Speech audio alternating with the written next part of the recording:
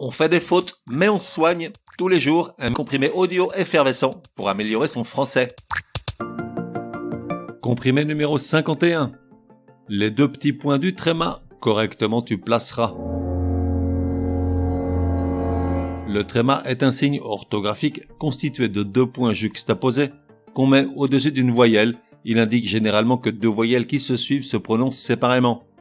On ne le trouve que sur les voyelles E et I, et si parfois on le voit également sur le U et le O, il s'agit en général de mots étrangers ou provenant de noms propres. Par exemple, Capharnaüm avec un tréma sur le U, un mot qui désigne un lieu où sont entassés un grand nombre d'objets, comme un fourbi, un bric-à-brac, et qui vient de la ville de Capharnaüm, située au bord du lac de Tibériade dans le nord-est d'Israël. En fait, il y a une autre raison à sa présence sur le U, on va y venir.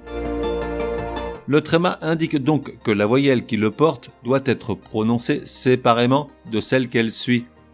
Ainsi, on ne dit pas « Patrick est un grand nef », mais « Patrick est un grand naïf », N-A-I tréma F.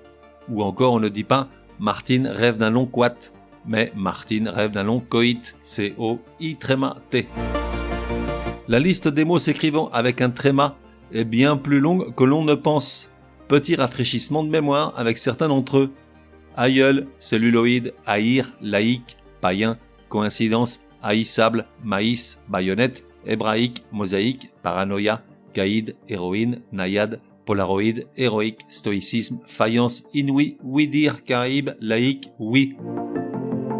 Après, comme toujours, il y a des exceptions à cette règle qui stipule que le tréma est porté par la voyelle qui doit être prononcée séparément. Notamment avec les mots qui comportent une syllabe commençant par gu, G-U.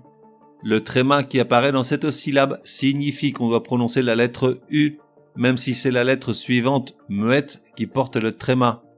Heureusement, grâce aux modifications apportées lors de la série de rectification de l'orthographe effectuée en 1990, il est aujourd'hui tout à fait correct de le mettre sur le U.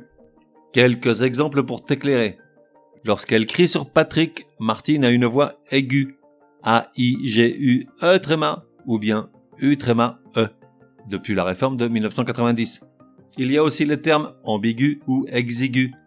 À noter que l'on prononce gu, le E restant muet, au contraire des mots qui ont la syllabe gui, G-U-I tréma ou G-U tréma I, que l'on prononce gui comme dans ambiguïté ou contiguïté, avec un tréma indifféremment placé sur le U ou sur le I.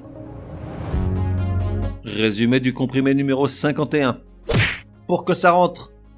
Comment correctement placer le tréma? Dans pratiquement tous les cas, le tréma est porté par la voyelle dont la prononciation est ainsi rendue obligatoire. Exemple, Noël, héroïne, caïd, canoë. Exception, les mots qui comportent une syllabe en gu, G-U, ou en gui, G-U-I. À l'origine, bien qu'indiquant que c'était le U que l'on devait prononcer séparément, le tréma était porté par la seconde voyelle. Depuis les rectifications apportées en 1990, on peut aujourd'hui le placer indifféremment sur le U ou sur la voyelle qui suit, E ou I, comme dans ambigu ou contiguïté. On fait des fautes, mais on se soigne, te donne rendez-vous demain pour un nouveau comprimé super fastoche. N'oublie pas de t'abonner au podcast pour ne laisser passer aucun comprimé.